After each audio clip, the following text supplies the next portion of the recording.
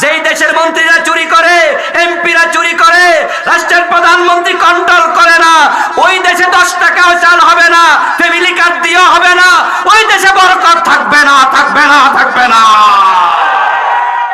10 টাকায় চাউল খাওয়াবেন বলেন, আর ফ্যামিলি কার্ড দেবেন বলেন, বেকার ভাতা দেবেন বলেন, এগুলো দিয়ে সমাজ পরিবর্তন হবে না। বরং বলেন যে আমরা কোরআন দিয়ে দেশ চালাতে চাই, তাহলে দেশ পরিবর্তন হয়ে যাবে। Come to the point, জায়গা মতো আসেন। যেই দেশের টাকা বিদেশে পাচার, যেই দোকানের ক্যাশ থেকে দোকানের কর্মচারী মাঝে মাঝে চুরি করে, ওই দোকানে বরকত হবে না। এজন্য দোকানদার দোকানের ক্যাশ নিয়ন্ত্রণ করা লাগে। দোকানে কর্মচারী থাকে না? হ্যাঁ না কয় না কেন লোকেরা? কর্মচারী থাকে, ক্যাশের চাবিটা আপনার কাছে রেখে, ক্যাশের চাবি নিয়ন্ত্রণ করেন।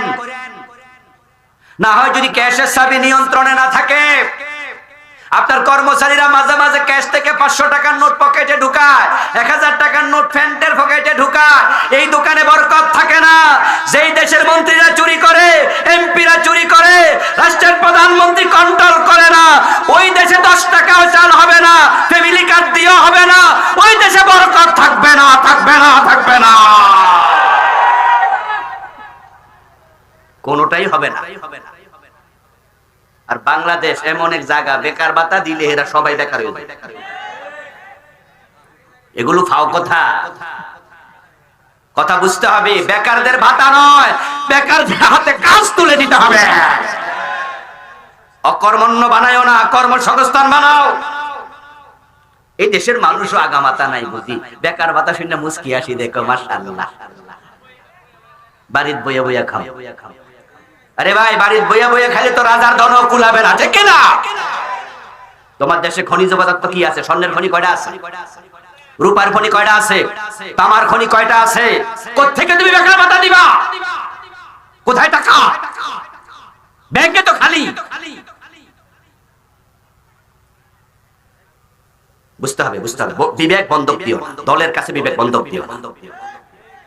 উল্টা পাল্টা করলে দলের নেতারা বলবা এসব কি কন মিয়া। যে দেশের ব্যাংকে 10 লাখ টাকার চেক দিলে টাকা দিতে পারে না, ব্যাংকে চেক ফিরে দেয়, তুমি কোথায় টাকা দিবা?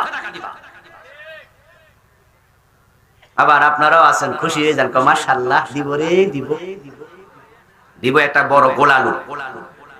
কোত্থেকে দেবে? এই জন্য কাজ দেও, কাজ। আমরা কাজ করে খেতে চাই, বেকার ভাতা চাই না, ঠিক না? বেকার ভাতার ভিক্ষা এক জিনিস। ভিক্ষা করলে মাইন্ড করবা তো, তাই অন্য শব্দ দিয়া কইতাছি। দোস্ত বলেছি, দোকানে যদি কর্মচারীরা চুরি করে বরকত থাকে না। এই দেশটাকে চেঞ্জ করতে হলে যারা নেতা হবে, মূল নেতা, তারা শক্ত হওয়া লাগবে। চুরি করলে হাত কাটা শুরু হোক, মন্ত্রী চুরি করলে মন্ত্রীর হাত কেটে দেওয়া হবে।